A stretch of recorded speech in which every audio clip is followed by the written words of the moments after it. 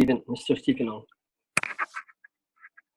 Okay, so the first one is actually an example of complementary scheme. We have a website for Pizza Hut, or sorry, Domino's Pizza, and they're using blue and red, which is indeed actually complementary. As the comment says, yep, they're directly opposite each other, which creates great contrast to us.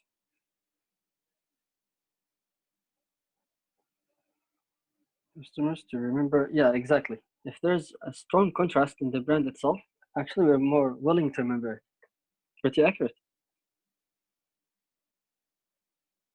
Well, indeed, the red is warm and the blue is a bit cold. But what matters here the most is actually the huge contrast they have together. Even if you go inside to their posts and promotions, you notice that they're using the blue and red quite heavily. If you look at the buy one and free two, and also beneath the pizzas, there's a slight wash of blue and red. It's like their theme, which is quite effective as a complementary scheme. Well done. Let's check this. The triadic scheme. Well, yes, they're quite balanced, which are the red, blue, and yellow. There is a harmony here in the picture. There is balance, but there is no huge contrast actually, because each one of them is actually fighting for our attention. So we get lost. We get lost to focus on one of them. Actually, we don't know. Shall we focus on the blue, or yellow, or red? None of them is actually catching our attention perfectly. So it would be better if the photo was dimmed a bit, favoring one of these spikes as the primer color or the primer element. Because remember, when we have a picture or an element in a picture, we should focus on one thing only and make everything else in the picture supported. We should have only one focal point or a primer focal point. Then we can wander around. But actually, it's a triadic scheme. That's accurate. It is a triadic scheme.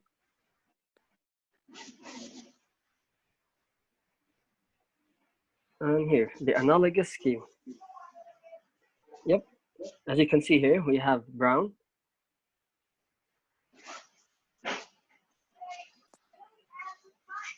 Yeah, if you notice here,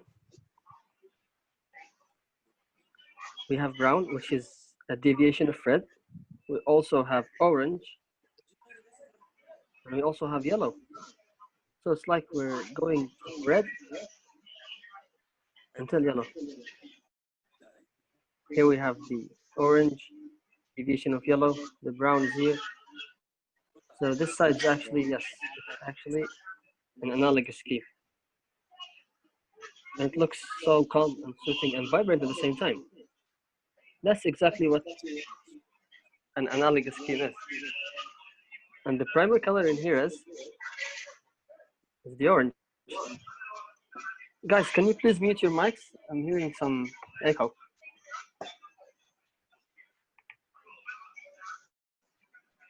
So the reason that the orange here is the prime color or the focal point that we see here is because of contrast. How? It's contrasted in the light of it actually, the value. If you notice, the value here is higher. Let me erase this for you. This area is lighter than the other than any other picture, or sorry, other element in the picture itself. The face of the person is actually the most lit in the picture. So we will directly go to it and focus on it for a while. Then we start wandering around. Yes, the analogous scheme boosts the picture up. Each element is actually helping the other being noticed. But we have a prime element or prime color, which is the orange here.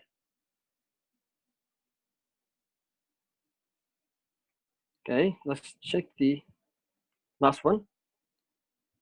Okay, so this scheme here actually, a contrast, I suppose you mean contrast. Okay, just using two contrasting colors, black and white, the video just really create real with the car. Okay. Well, I agree, but there are some some stuff we can do to enhance this image. So we want our focal point to be in here, right? This is our focal point, which is the car. So a really good idea to do is, or a fix to do, is to make the silhouette around the car in the background a bit lit. In this way, you are defining the silhouette of the car, and we can actually really focus on the car, which is the focal point in our image. Because if I didn't have a lit background, actually I cannot differentiate like where is the edge of the car. It looks like a lost edge. See, I cannot see the edge. It's lost because it's actually the same color as the background. But if you actually put a stroke or a slight glow at the background behind the car, it will be easier for us to identify the car and look at it as a focal point. So it will perfectly grab our attention. Or we can make the dark here, or the value of the car itself, a bit higher and the background a bit lower. So the car is naturally more lit or lighter than the background. Otherwise, it's going to blend in, as we can see now. See? We cannot clearly see the car. But still great. I think you did a really, really great job here, Mr. Stephen. Really great. So, let's do a quick recap before we continue with this session.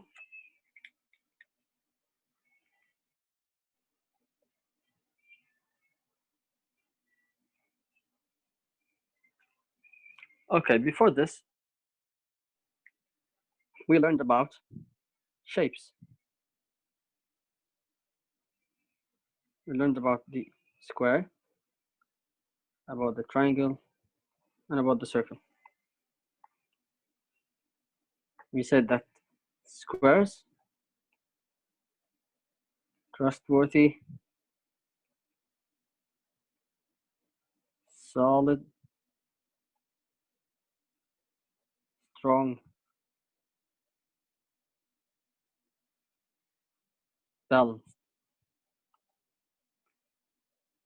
And we said about the triangle, it's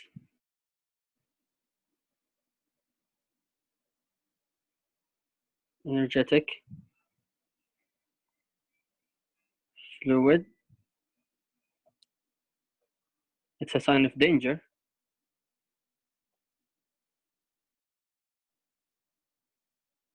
and it could be sneaky, a sign of sneakiness in characters.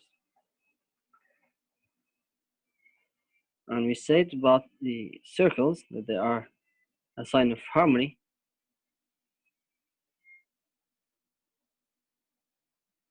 friendliness,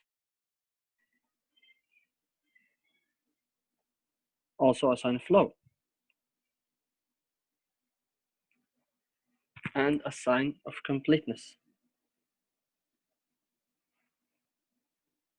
Because it's the only shape that's been made or actually doesn't have a beginning or end. It's just one stroke like this. But for the rectangle and the square, we actually start, then stop, then start, then stop, then stop. Same as the square, we start, stop. It's like we stop in each angle.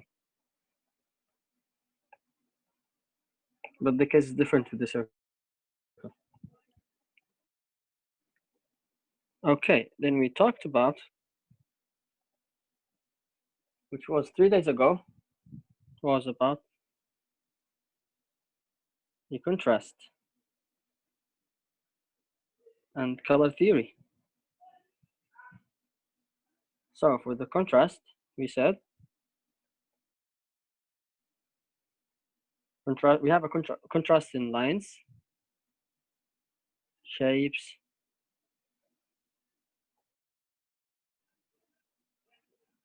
values,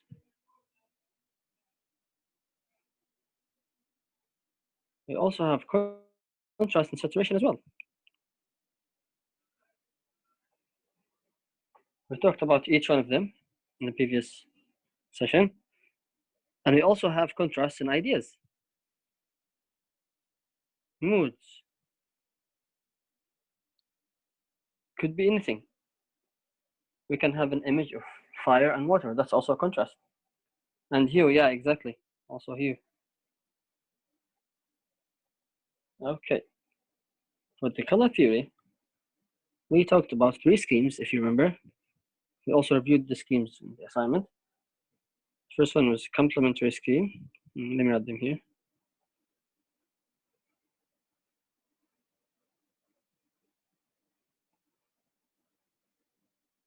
Complementary scheme. We also talked about the triadic scheme and the analogous.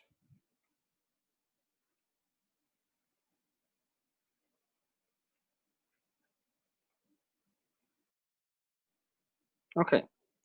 So we said that the complementary is actually favored in contrast. If you're looking for a high contrast or the highest amount of contrast, you should directly go for the complementary scheme. I would say sharp contrast. It's really sharp and strong in terms of contrast. Well, the triadic also has contrast, but we could say slight contrast. Well, it is basically contrast, but not as strong as the contrast we have in the complementary scheme. So let's just say contrast.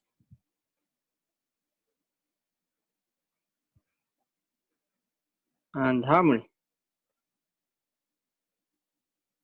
balance. So we can look at that as contrast as a scale. It goes up as we go there. Meaning we have the highest contrast at the complementary scheme and the lowest at the analogous scheme.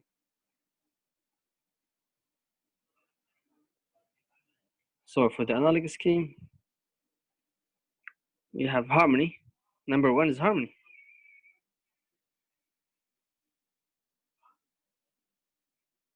And 3 colors, usually there are 3 main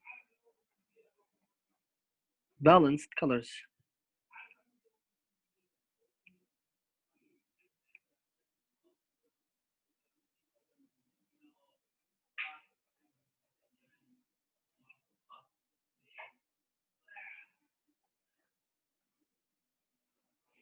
So to sum this up, to make it easy to understand, if you're looking for high contrast, directly go to the complementary scheme.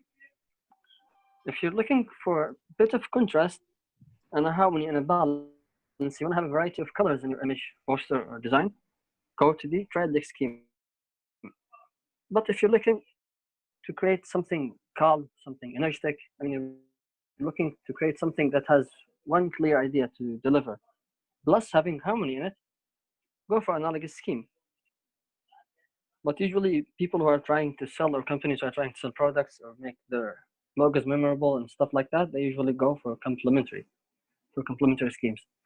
So at the end, it's up to you, as long as you understand what each scheme actually has and the attributes of it. It's up to you at the end. So let's then move to today's session, which is about the composition, which is actually a pretty solid and important skill to have, besides, I mean, the shapes and colors.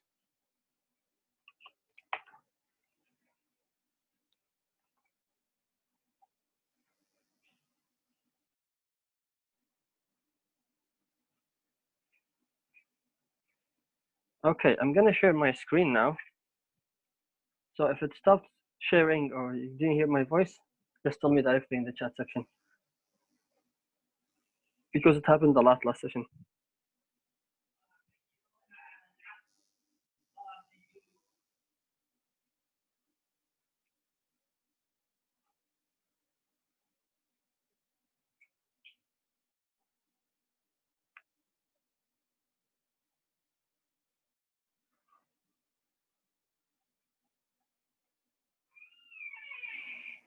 Okay, let's start off with composition.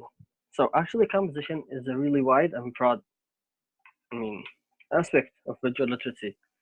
So I took some parts of it and explained them in points.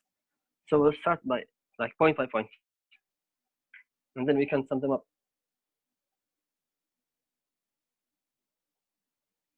Claw player or regular code player? What do you mean? I think it's what you mean actually. You mean the software I'm using?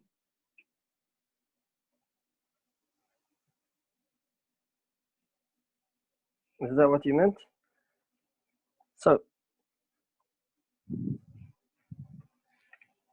oh, by the way, before I start with composition is actually the way you organize and place your elements in your design. Where should you put them? A bit higher, a bit lower, a bit to the left, or a bit to the right. So you'll know now with this. Okay, guys, I have no idea about Call of Duty here, so I'm out of this. Okay, so the first thing to look on is we have something called negative and positive space. Oh, sorry, this is a mistake here. Never mind. It's actually a negative and a positive space. Okay, what do I mean by that? Okay, let's assume that this is a design you're having. The elements that actually matters to you, or the thing that you're actually building or putting in the image, are called positive space. In our case here is the black dot. Negative space is everything else. Let's say you're having a white piece of paper. Whatever you write on the piece of paper is actually positive space, and the rest is negative space. Let's look at it from here. Okay, I want you to focus on here, on this example. Usually as humans, we perceive the ground as black and the sky as white or flat. When you go outside, you always look up and you see light. You look down and you see a bit of shadow, right? Even in your room right now, the ceiling is actually lighter than the ground because the light source is there. So we're accustomed to that in our daily life. Whatever is lighting or is in light is actually up usually. Whatever is in shadow or a bit dark or darker, it's actually on the ground or a bit lower. So you can make use of that actually in your designs if you want to create the scenes or make the scene natural. Some people use a gradient while it goes lighter to the,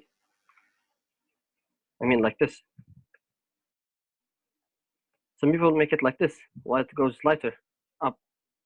So it looks natural. But if you look here, it looks a bit weird in a way. You feel like this is an object and it's about to fall down, right? You feel like there's gravity pulling it down. It might fall down in a minute. Because actually we're used to having darker objects as something we can catch, something on the ground. Usually what's in light is actually the sky.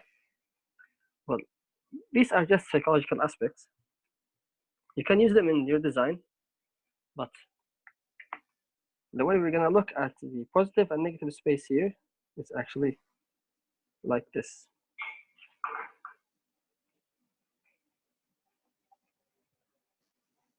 Okay, let's create a frame first to have our example.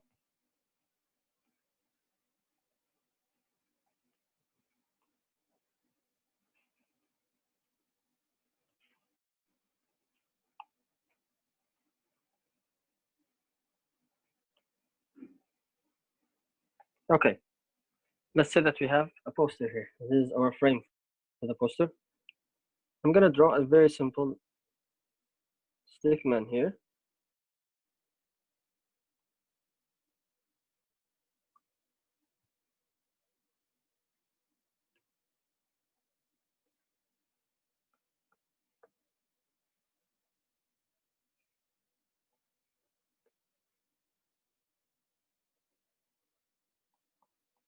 Okay, as you can see here, assume that our stickman here is actually, so this guy here is actually positive space. and everything else is actually negative space.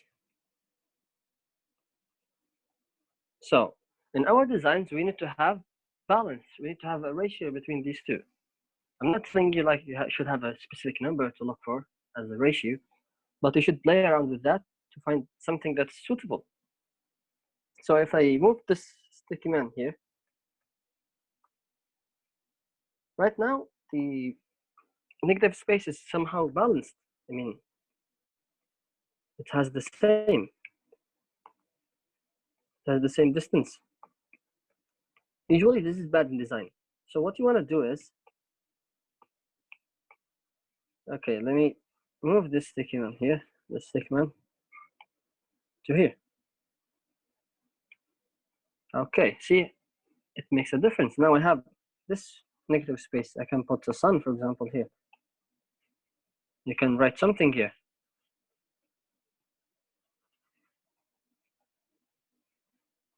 See, you should actually look for the distances between the objects as well. If I take the stick man here and put it on bottom,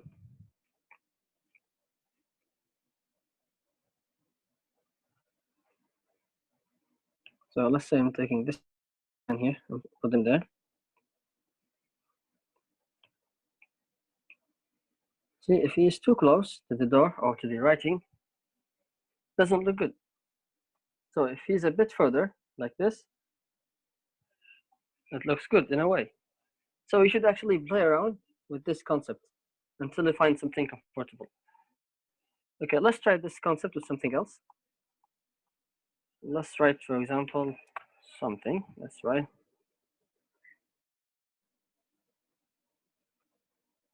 Okay, could it be?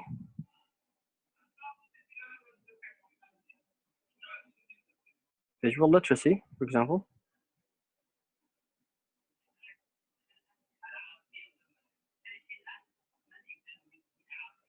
Okay, let's say this is a logo, for example, or a piece of writing or anything at all. Okay, let's say I wanted to design some circles around it. For example, it's my brand. Let's say I have this brand, for example.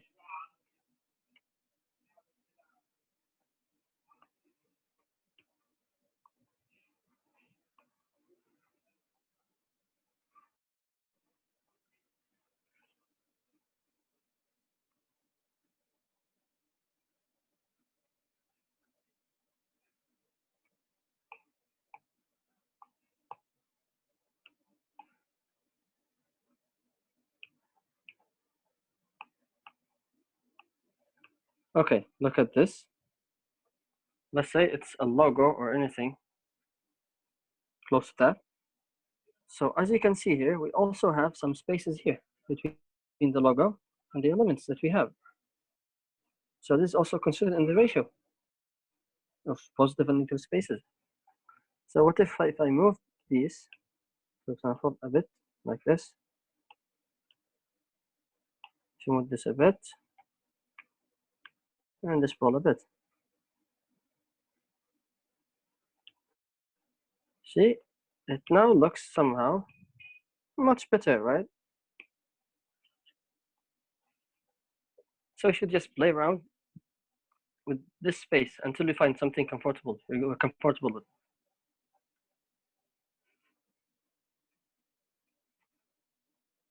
What if I made this bigger? See, it might affect the whole thing at all. See? It creates a different mood. Okay, that's actually in general what a space, positive space and negative space mean. Let's continue.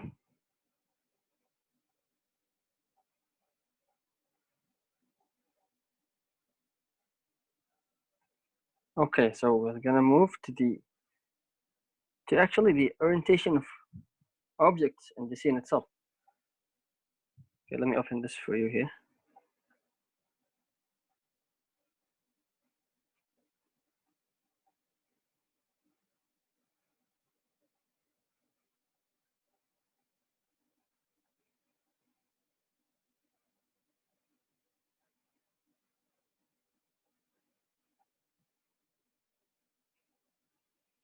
Okay, I'm about to share the PDF here. Just hang on.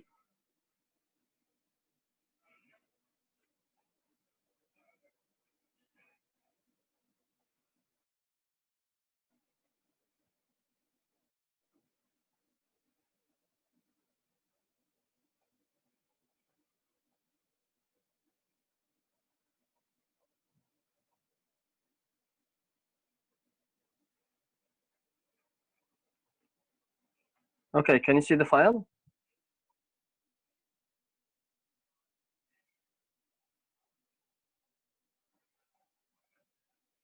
Before I continue further,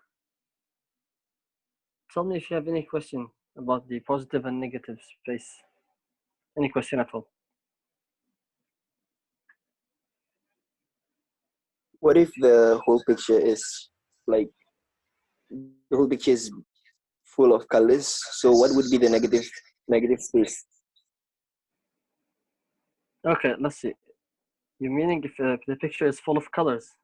Okay, let's have an example of that.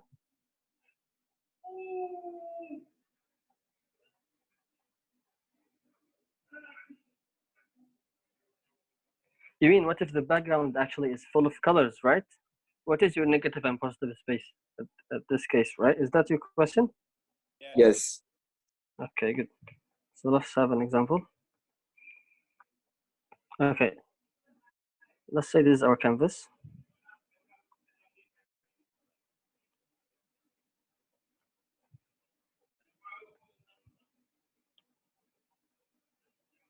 So let's say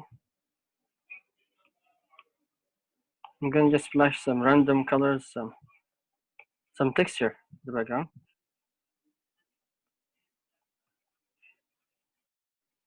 Keep in mind I'm keeping my texture or splashes dark, a bit dark, because later on I want to pop the focal point into some elements. I'm just doing this randomly for the record.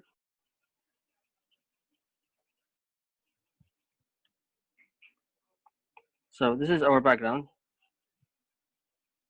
It's filled with different colors, some random colors.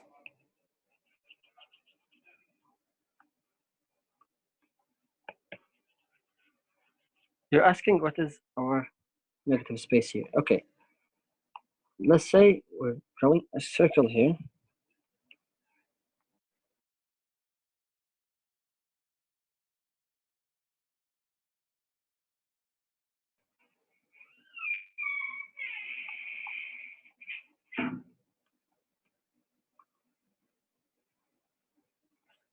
Okay, look at these two. Actually, at this example, our negative space and positive space are actually the same. These two are called positive space, and this is the negative. Okay, let me make it simple like this. You could call the background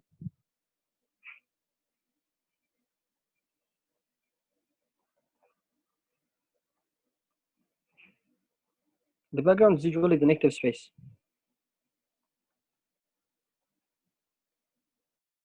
Foreground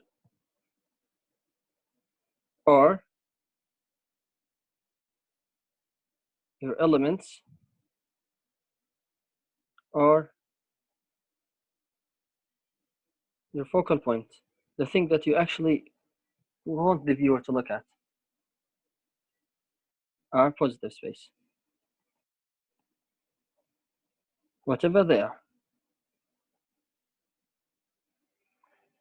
So here, the background is just something to help pop these up. So this red square is actually, a circle is actually really vivid because of the background, actually. Does that answer your question? Yes, it does. Thank you very much. Okay, good. You're welcome.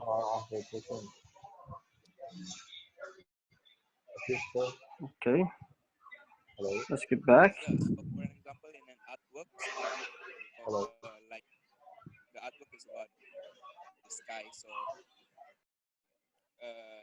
for an example, the sky, the blue part is the negative space, and for example, Oh, the sorry, bird. I cannot hear you. Can you repeat what you said? For an example, even in an artwork, so the sky, for an Uh-huh. example, the Uh-huh. the blue part is the negative space, and for an example, the bird is the positive space. Yes, A yes, positive space. yes, could be like that as well. I see. Okay, thank you. You're welcome.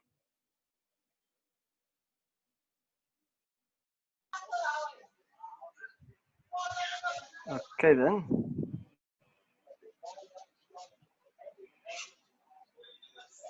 Okay, let's talk about the orientation, the elements. So we have three orientations we're going to talk about right now. The first one is sedate and alert and dynamic. So let's talk about them one by one. So what does sedate mean? From its name, it implies that the picture or the design itself is calm and steady. It's not moving.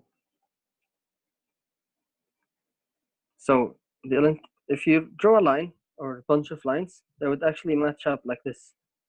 They're parallel and horizontal at the same time in the image. As you can see in this example here, the lines are a bit parallel, right? Everything looks calm and in its place. Nothing crazy is happening. Looks peaceful. So this shot, actually, this orientation are mostly used by filmmakers and people who draw storyboards. It can be used by designers as well and artists. I mean, it's up to you. You can create anything as long as you know what to do with an image. So if you want to create a scene where everything looks calm and nothing crazy is happening, it's preferred to use sedate, which is the outline that's parallel, as you can see. The objects are somehow parallel to each other. Let's look at another example of that. Look at this example here. The picture certainly looks calm, right? Nothing crazy is happening here. No drama, no action.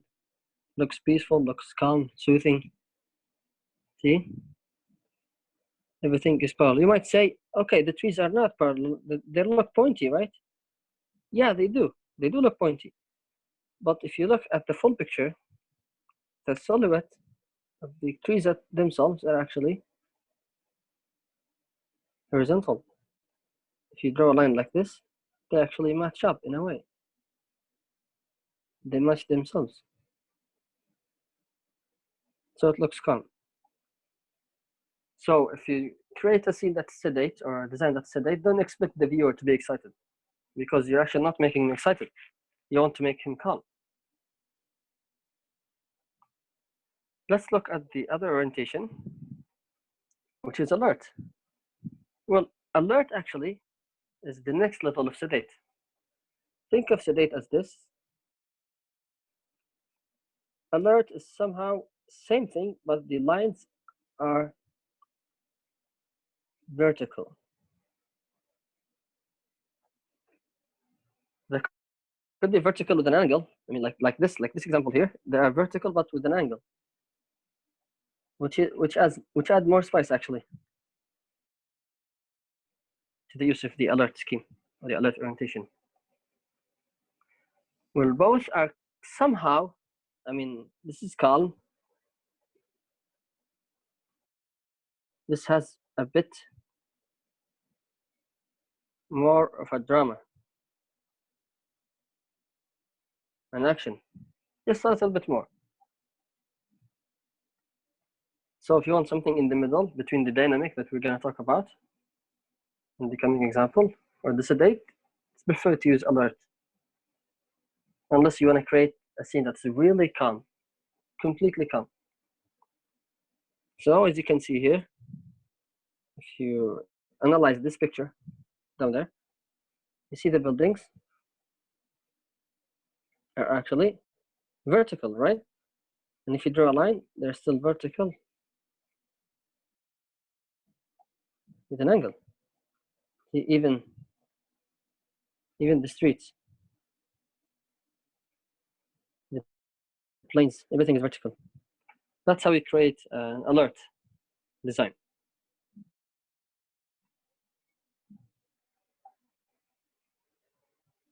Let's check an example of it. Yeah, look at this here. If you notice, it looks more interesting, right, than the previous one. The mountains, the trees, if you notice the trees, if you draw a line like this, you see, they're all vertical. They're not uniform. And we cannot like unite them with a horizontal line, like we did in the Sedate example.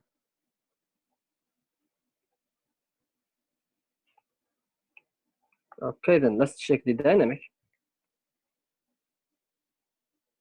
Well, dynamic is actually the most interesting. From its name, it's dynamic. There's movement, there's action in it. So imagine this. So imagine the dynamic actually as an alert scene or alert orientation, not with a tilt to it. So we take the alert and we tilt it a bit. So it's like this.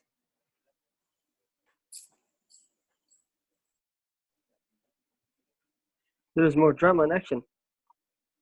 You feel like the cars are coming at us.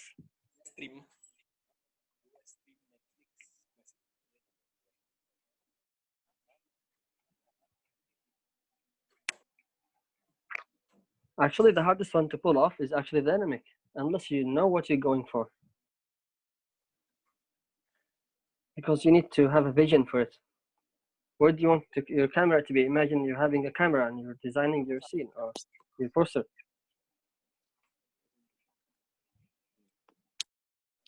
Okay, let's look at this example. This is actually a storyboard they use for movies. Before they create the movies, they draw the storyboard, then the director look at it and create the scene. So in here, they use the dynamic orientation. Guys, can you please mute your mics? So, as you can see, the camera is tilt. And we can somehow draw lines from here. They're not parallel. See, they're not parallel like this. And they're not alert like this. It's somehow disorganized. There's no pattern for it. You can go like this, go like this.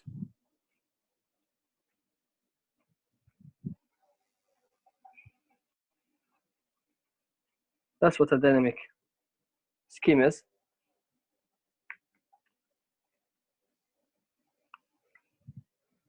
Okay, let's check an example for that. Or let's create something with these schemes.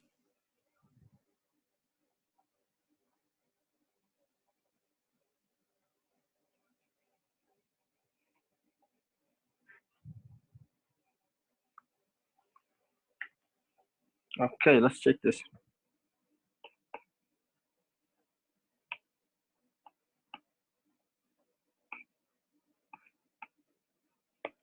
Let's use this as our frame. So let's say I'm creating a poster, for example, this time. Okay, let's say I'm a graphic designer and I want to create a poster.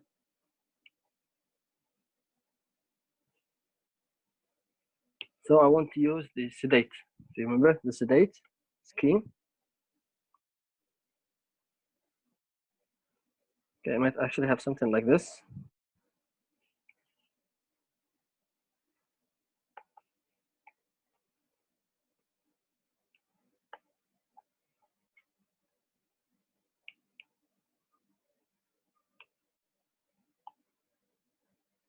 Okay, something like this.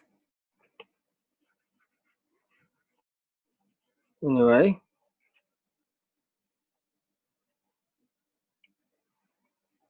let's think of this as a pusher. I'm having my logo here, some description, my contacts, my stuff. So this logo is actually, or this design is actually calm. It's not interesting. Looks a bit formal, or too formal actually. I mean, it's up to you if you want to create something like this. See, my elements are all, even the letters are considered elements in my design. Everything you can see is actually an element. They're all parallel. Even the structure is parallel. So what if I want to create something alert? How would that look like?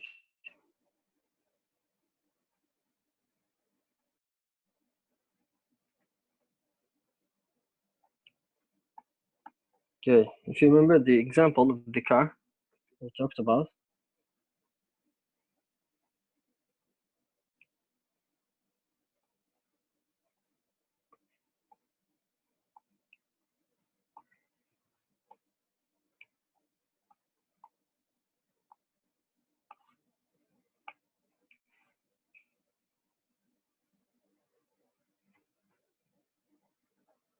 okay, look at this example here. Looks a bit more interesting, right? I could have my object here. Maybe change the color here to make it go to the other side in a way. You have your logo in this area, for example, or it could be in the middle, it's up to you. And you're writing, you can design some elements as well, like this, to support the alert. Orientation, it's up to you. But my point is, if you notice, most of the elements are either horizontal, like this, or horizontal with an angle. That's the point of actually having an alert scheme. So it creates more interest, works a bit more dynamic. So usually if you want to create something dynamic in this screen, I mean the dynamic scheme, could be an object you can draw, like maybe this bottle could be hanging like this, with an angle, then the straw is coming at us like this, something like that, something three-dimensional.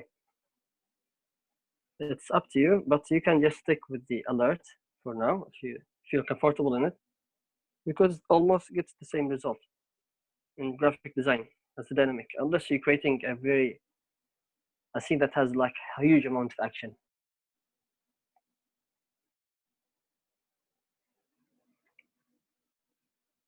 Okay, that's in short for the sedate, dynamic, and alert schemes. Do you have any questions about them until now?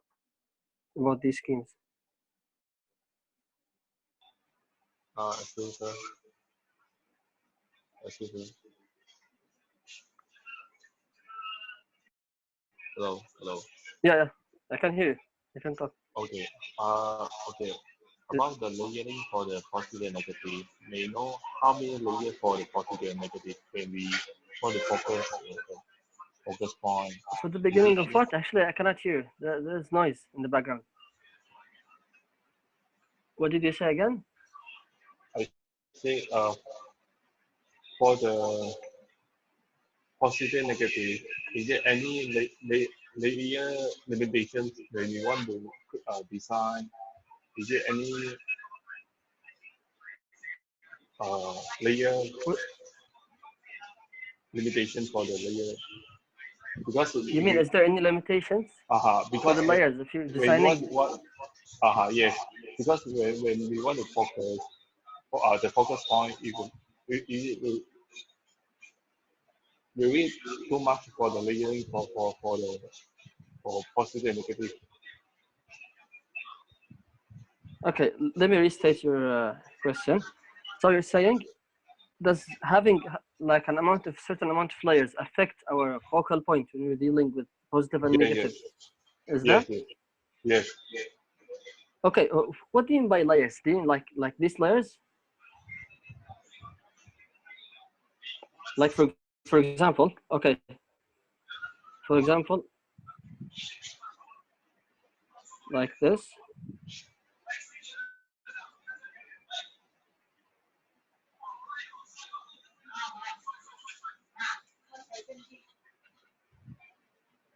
You mean like, okay, let me get your example right first.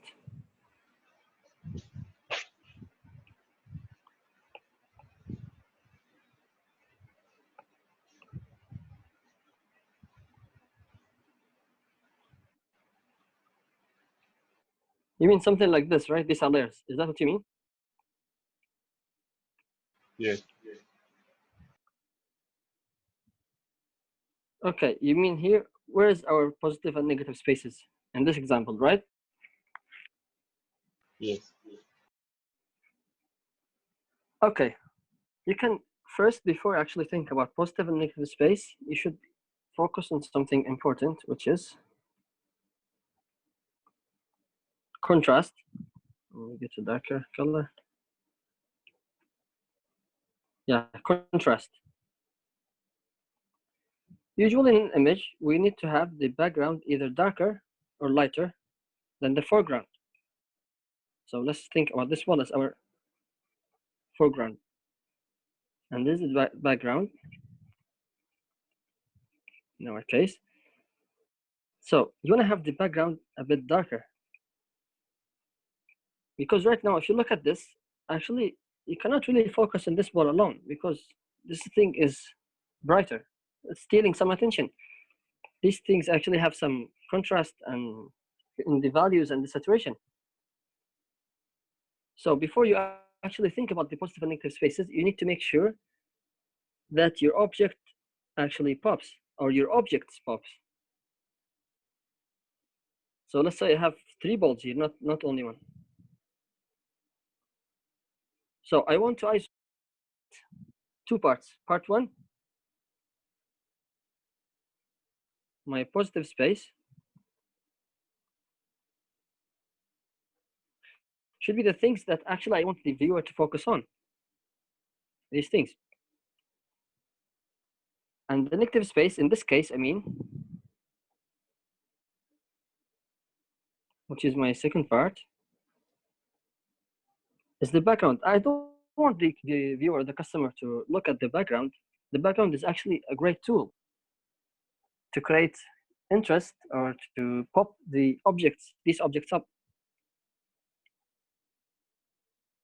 So I can like use it as my negative space. So if you look at this example, actually, it's not clear. We don't know what's negative and positive space. I mean, everything is actually mashed together. But if I cleaned it like this,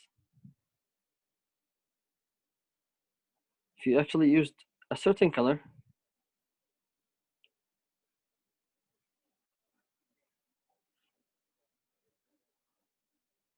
see now it's a bit more acceptable. It's a bit more acceptable now. Yes, we have different colors. They're hardly seen, but they're not disturbing us. So I can treat all of this as negative. So I can treat all of this as negative space and this thing as positive space. So before I actually start with this concept, I need to define a scene first, to use contrast first. Does that answer your question? Yes. Thank you. Okay, great.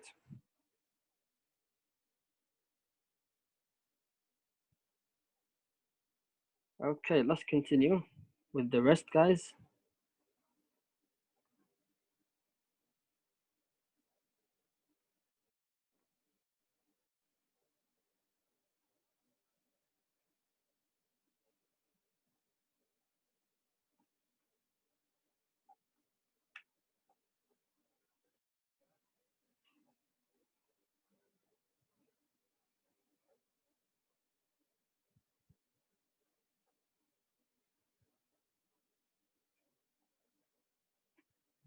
Okay, we reached here. Dynamic scheme. Okay. Now let's talk about rule of thirds. I hope that, I mean, at least some of you know about rule of thirds. It's really important well known in this industry. Well, the rule of thirds is actually a way for the designer to make his design asymmetrical. What do you mean by asymmetrical?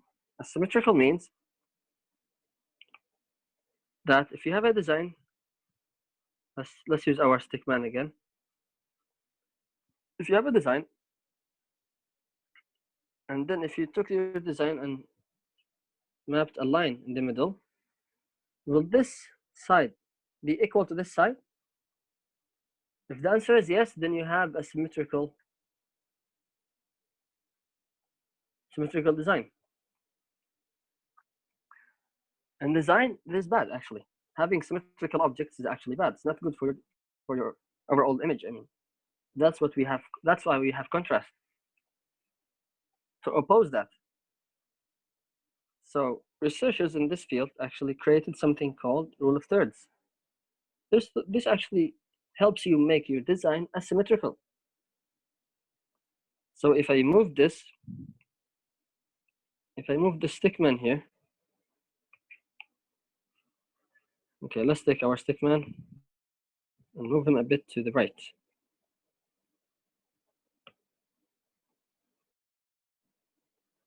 Okay, now my stickman is actually here.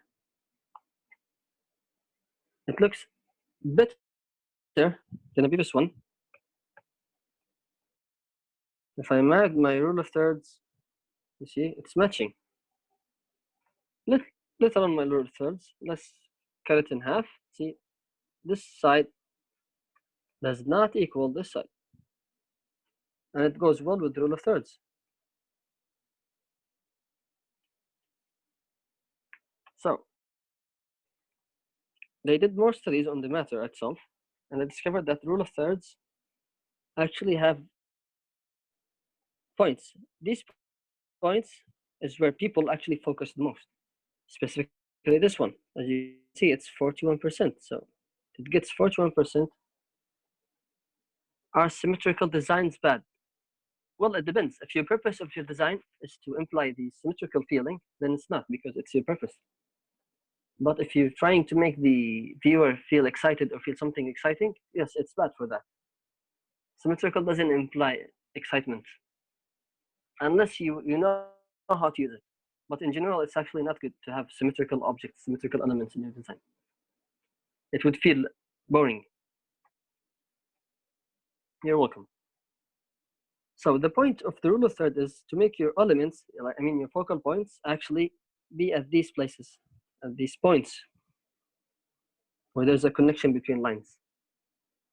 And if you could make your element be here, make your element be here at this point specifically, you have the highest amount of attention in it from the viewer. Okay, let's have a break for 10 minutes now, then we can continue with an example of rule of thirds and the other points of composition.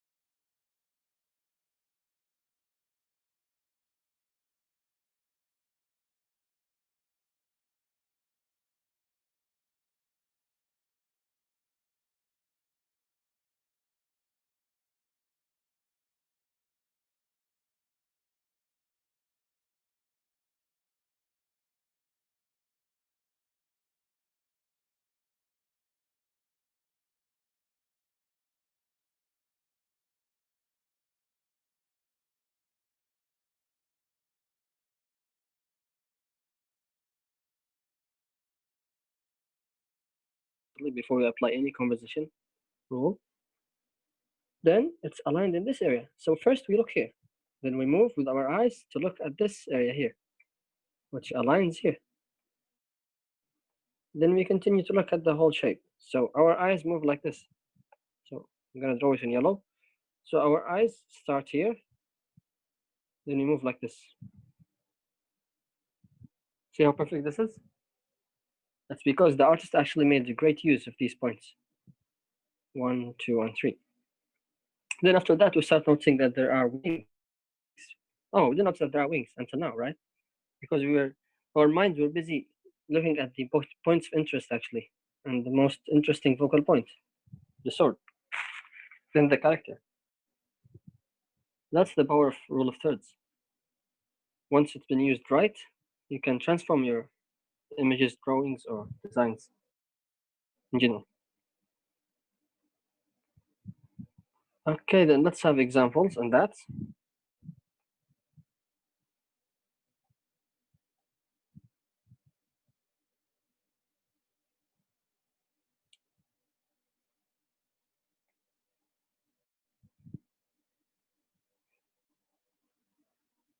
Okay, then let's have a completely different setup now.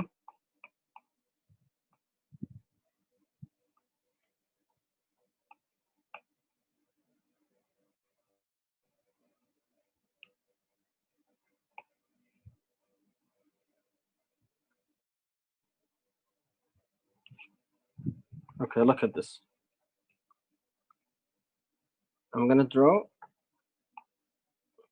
some rough outlines for our rule of thirds. They're not accurate, but they do the job.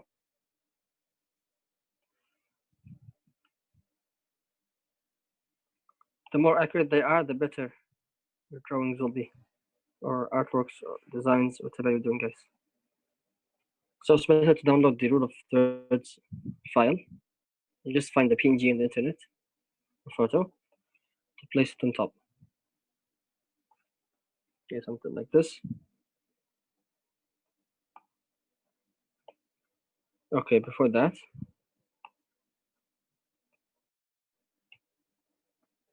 okay, let's say I want to draw some flowers in a living room. So this is our table, for example. Let's make it here.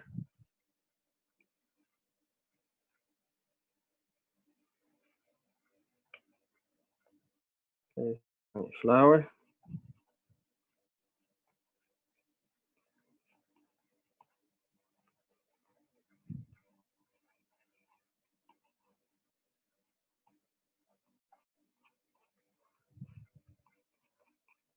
Nothing fancy, just some random flowers.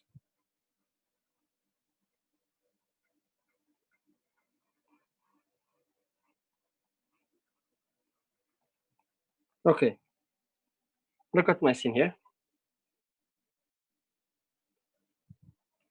This bottle that has the flower is perfectly in the middle. So we want to change that according to our rule of thirds. Let's look at the rule.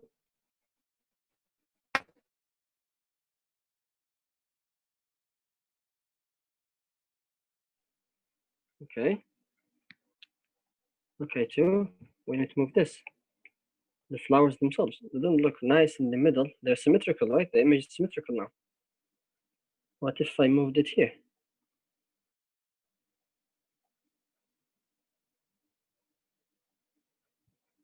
Okay, look at the design now.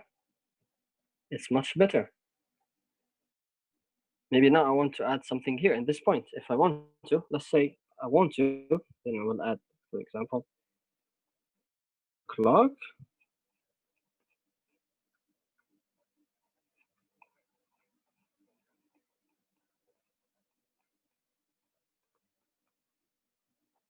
See, now the image is much more interesting than it was previously, right?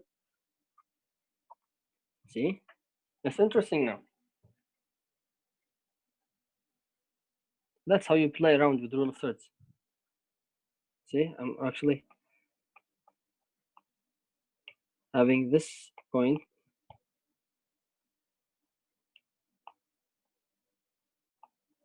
I'm having this point here, this point, and these two. I'm making full use of the rule of thirds, especially this area here. Is there any question until now about rule of thirds and how to use them?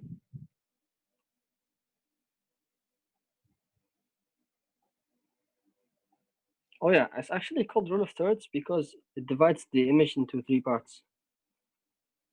1, 2, 3. Actually, it's supposed to be equal in size, but since my mapping wasn't accurate, it was made by my hand. That's why this one looks bigger. So it's actually supposed to be equal. So 1, 2, 3. That's why it's called rule of thirds. So since you have no questions about that, let's move on to the second point.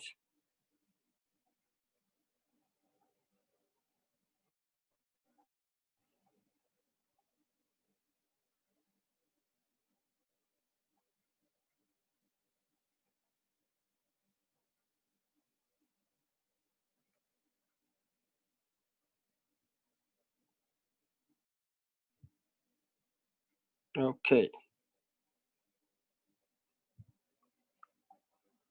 Okay. This part is actually more interesting for people who make movies rather than designs. But you can apply them too in your designs if you want to. Well, the thing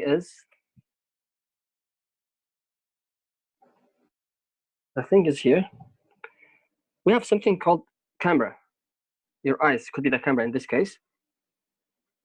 We're going to talk about low horizon and high horizon. Low horizon is where you're looking at something from the ground. So you're looking up instead of looking down.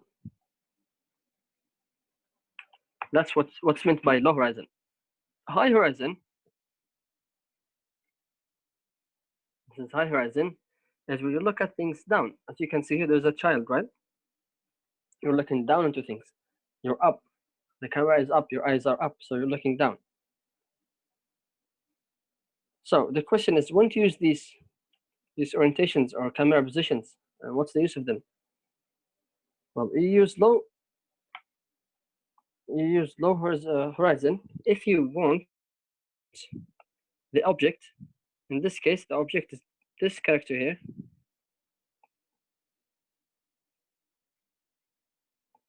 So if you want to make this object look big, of course, that's obvious, intimidating,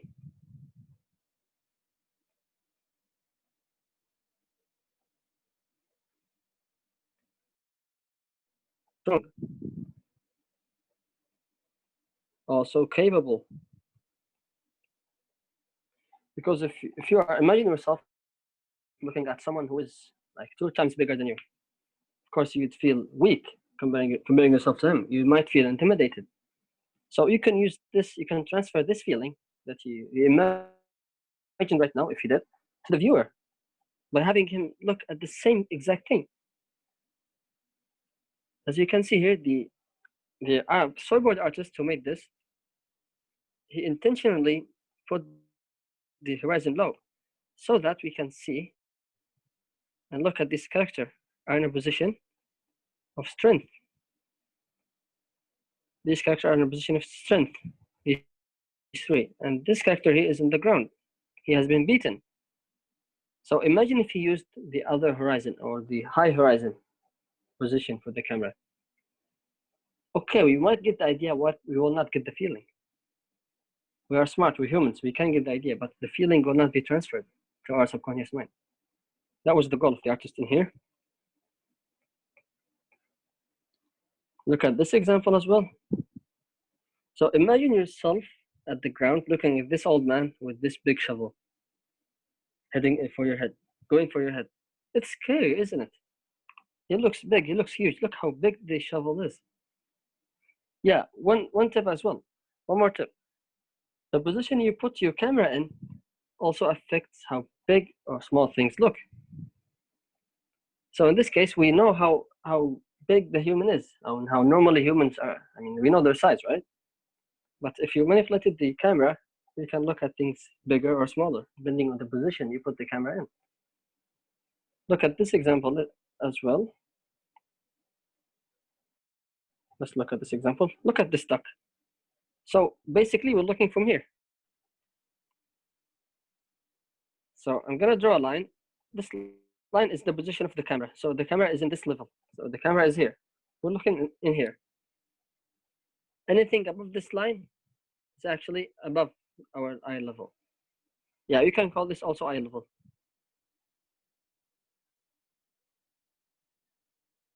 You can call it horizontal line.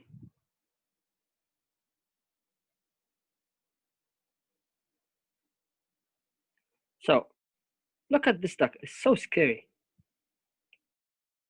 It looks so harmful, right? So intimidating to us. It's just a duck.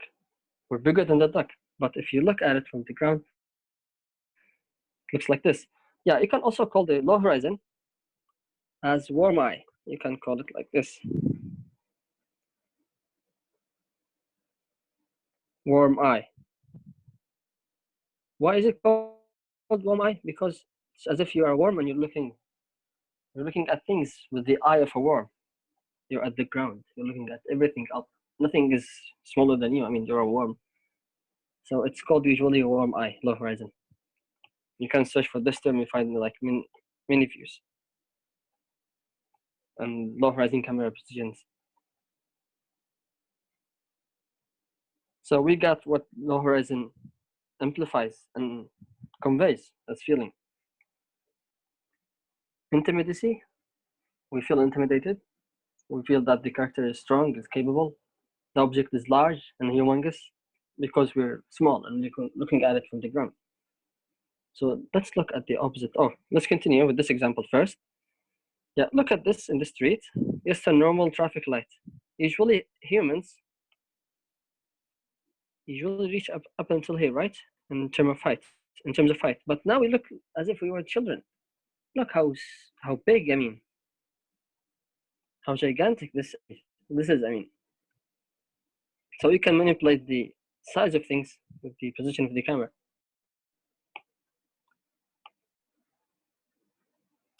Let's look at the opposite.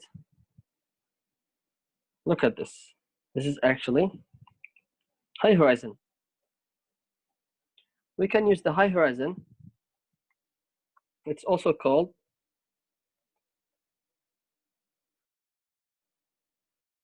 bird eye. Low horizon is called warm eye. This is called bird eye. Imagine yourself having the eyes of a bird. You look at everything down. You're up. You're at the sky. Everything is beneath you. So, what emotions do this camera angle convey? We use them if you want the character. If you want us to feel like empathy for the character, because we are strong now. Now, before we were weak because we were so small. Now we are so strong. We are so large. We look at things down. We look down at things.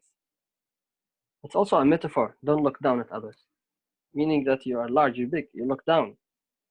So empathy. If you want to convey weakness, of course, you feel like the character is weak. You don't feel weak, but you feel that the character is weak.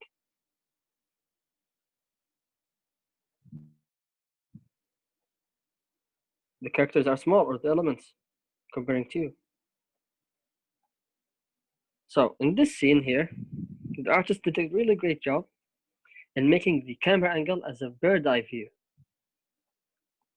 Bird eye view. We were supposed to feel sad for this child. So the decision for the camera position was up, so we can look at her. She's so weak. She's so alone. We feel empathy for it. There's an empathetic scene here. Imagine if the scene was actually low horizon. We'd be looking at her from here. I mean, she'd be scary. I mean, she'd be scary looking at us and crying. But if you look up, feel some empathy. I mean, that's the main point you want to remember about high horizon and low horizon. And also, I mean, a plus is that high horizon can cover more area, since it's like a bird view. A bird can look at like many things at the same time. since it's like up at the highest level.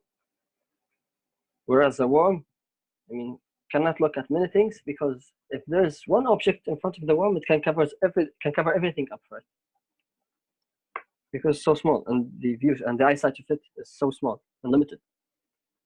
Let's look at examples for the high horizon. Look at this here. This actually was neutral.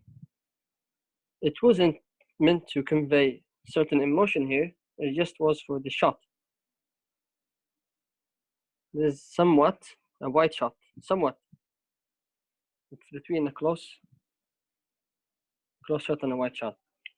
So also, high horizon is used for shots. If you want to create a wide shot or close shot, from up you can cover many elements. You can look at all of them at the same time. I mean, if you're looking down, you might look at this. If the horizon was different, it was low, you might identify these two characters, but you're going to be blocked. This character will be blocked by this character. Since it's big, you cannot look at it. I hope you got what I mean here. So you can use the horizons either low or high for two reasons. One, to convey emotions. Two, to cover more or less elements in your image. You can use both at the same time if you want to. It's up to you. Look at this example. It's a perfect example of how many elements we can cover. It's almost a big portion of the city. Imagine if you were a worm. You're having a worm eye, a low horizon.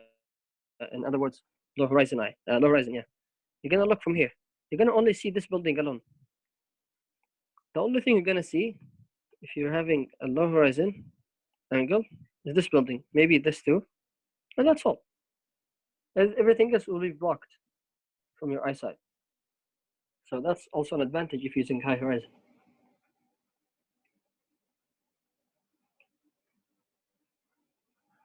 Okay, before we go to scale, do you have any questions about high horizon and low horizon? In other words, bird's eye and worm eye. Oh, there's a question here. What do you call when the subject is big, but the view is from a higher level? Can you explain more? What do you mean by your question? If the subject is big, but the view is from a higher level, so what do I call that position for the camera? You mean? Is that your question?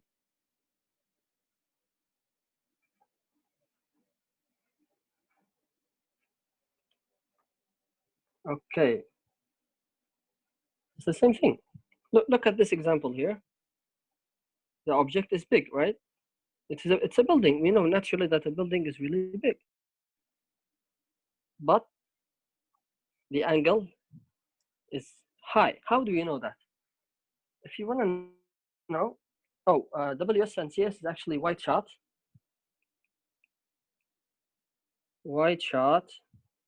and close shot.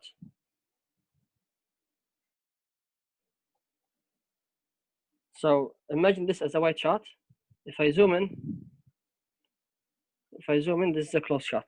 See, I'm only seeing, is it zooming in your screen as well? If it is, you're gonna get this example. See, when I zoom in, I get a closer shot. If you zoom out, you get a wide shot. Okay, so if you really want to know what horizon or what position the camera is, look for the horizon. That's a simple tip you can follow. Our horizon here is here. What do I mean by horizon? Horizon means our eye level. Let me show you our horizon in this specific example here. This is our horizon, roughly. Meaning, anything below this horizon is actually below our eye level. Anything above this horizon is above our eye level. So below this, we look down. Above this, we look up. So if the horizon was high in the image or the frame, it's high horizon. Let's go and check the other horizons. The other examples here.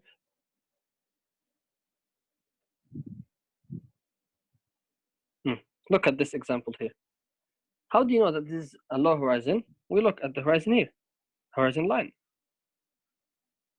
Everything above this, we look up to. Everything below, we look down to. So from its name, the horizon is low. If the horizon is high, it's going to be like this. We're going to look down at everything. I hope you got your answer.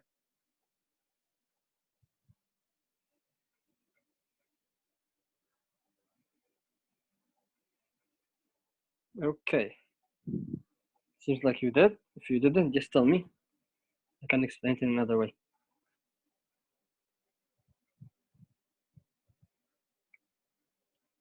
Okay, so let's move at the scale. What is scale? Actually, scale is a very powerful tool, especially when you use it with humans or things you naturally know. If you look at this, I want you to focus in here.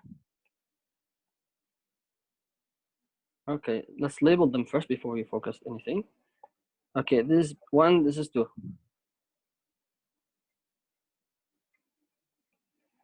Oh, look at 2 first. Look at number 2. Don't look at number 1. If you notice this orange ball, look at this orange ball here. It looks so big, right? It looks extremely big comparing to the other circles or balls around it. But once, so these have the same height or the same size, they didn't change. Once I change the size of the orange ball to this, so I shrinked only the orange ball. These balls looked big, very big. Keep in mind that what was changed is actually the size of the orange ball. The rest was the same. So there's a relation. Like if you have 5 objects or 3 objects that are big and 1 small. Okay, I think it's better to explain this with examples. You might be confused. Let's look at this example. Look at this man here and a box. There's 1 human and a box, 3D box. They look roughly at the same size, right? The human and the box.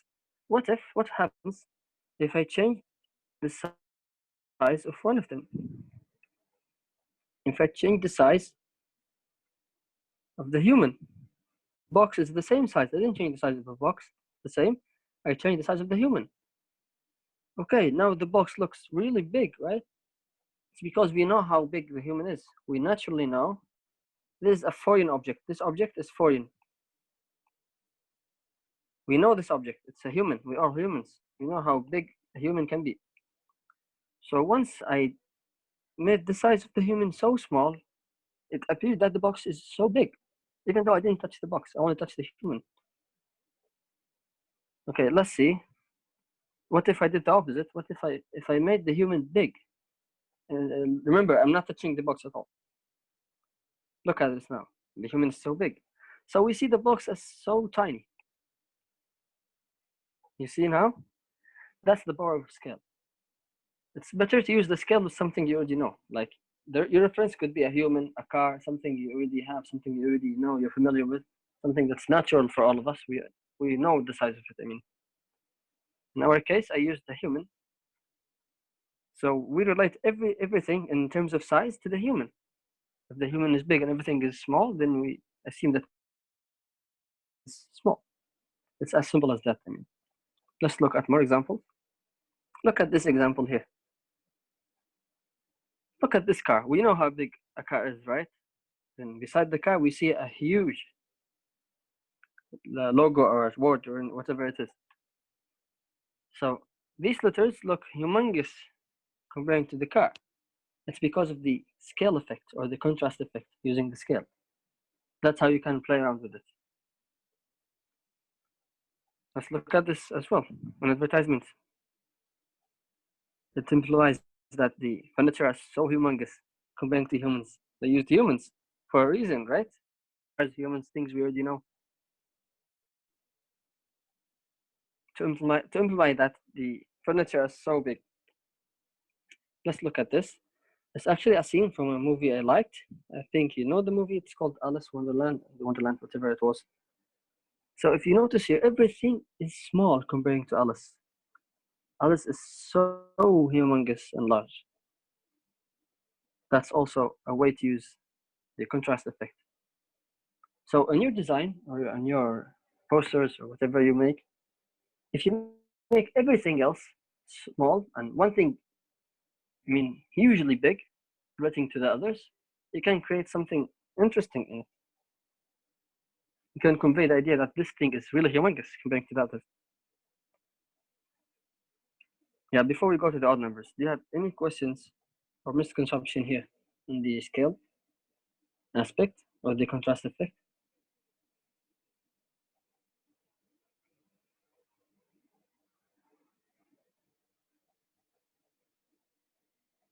Okay, if you don't, then we will.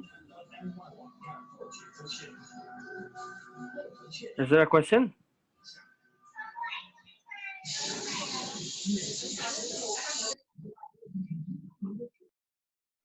Okay, then. Okay, let's look at odd numbers. Odd numbers and even numbers. It's known that odd numbers are better to have in designs than even numbers. Why? Let's look at this tiny example here.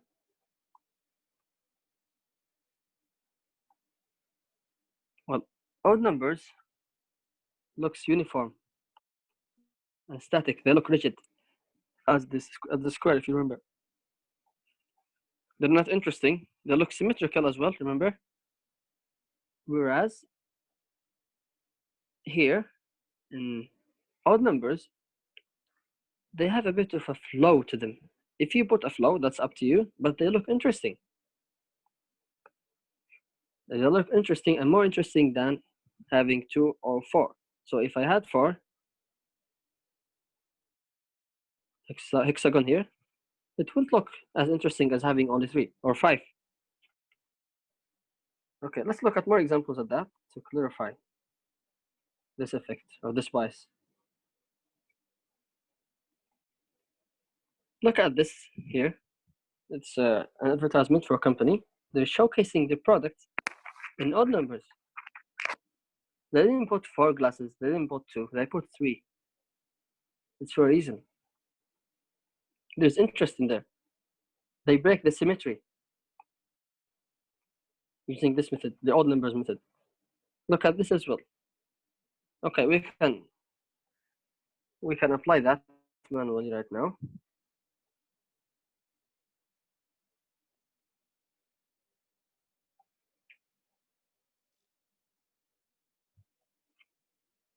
Okay, let's apply this principle here in our design.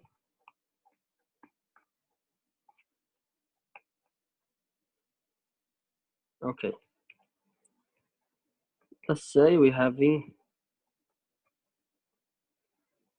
a land or a jungle, could be anything.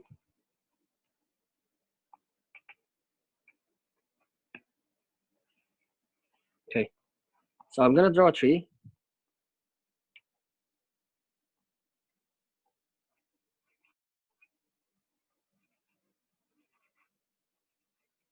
Very quickly, this is a tree.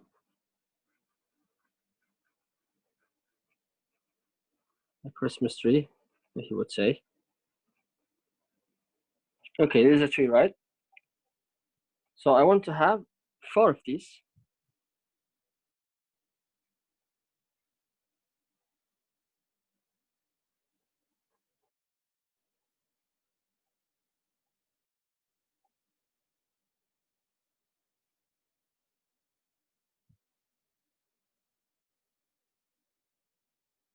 Okay, I want you to remember how this looked like.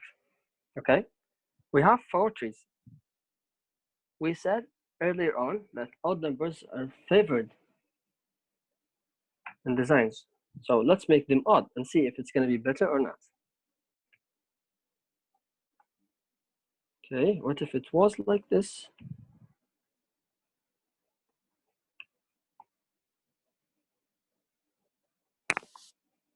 It's still even, it's still symmetrical, right? What if I made it like this, overlapped and together?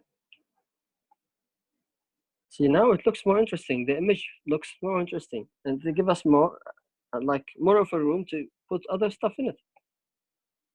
We can create something else in the background. If you even made this smaller,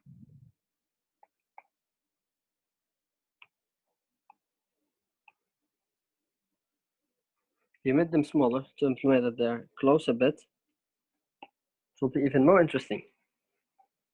So my point is, avoid having like even numbers. Always go for odd numbers. 3, 5, 7, 9, and scatter them. Create flow.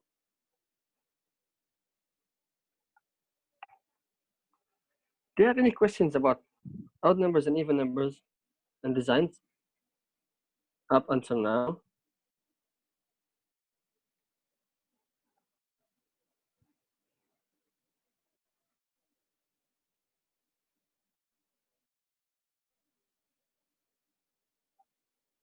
Okay, I suppose there's none.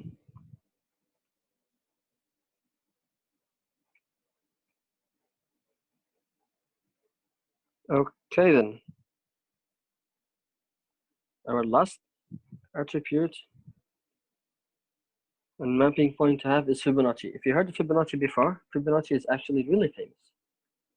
Fibonacci is used in many aspects, not only in designs and visual literacy itself. It's used in architecture as well.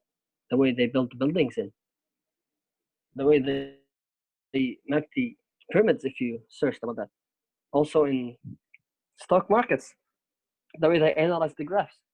They use Fibonacci as well. It's called the golden ratio for a reason. So in this example here, or this outline, you see a lot of orientation for this Fibonacci mapping.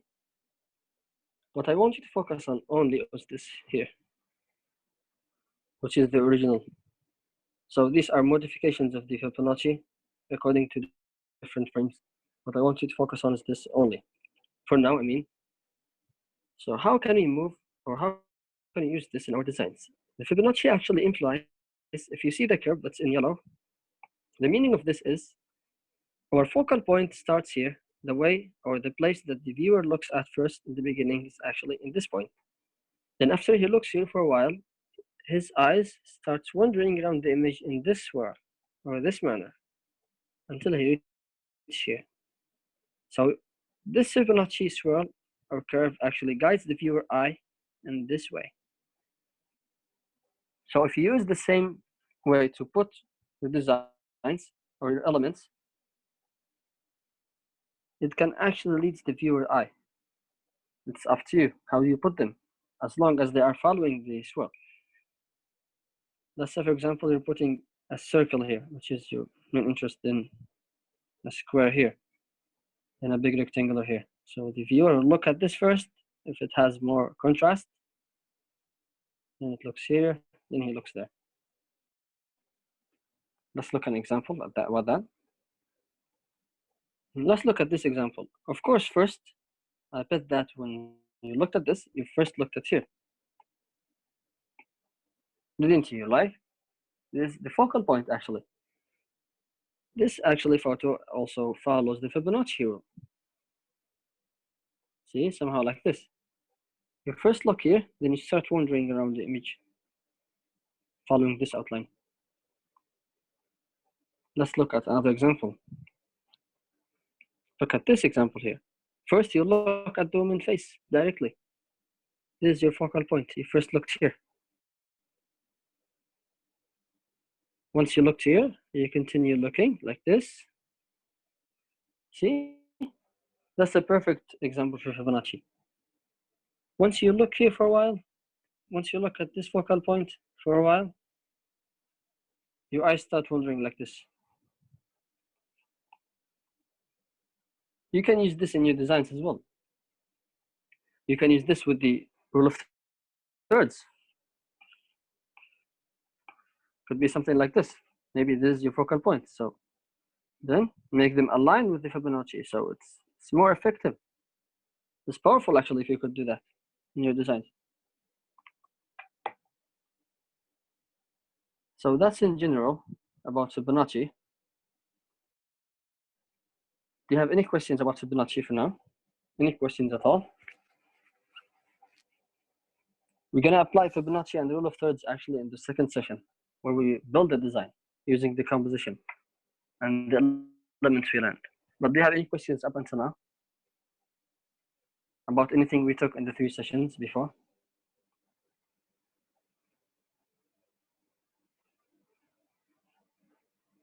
If not, then we'll end our session here. I will give you an assignment in the group. Stay tuned for that. And if you have any questions at all, you can ask me in the group so that everyone can see the answer. So see you. Thank you for attending.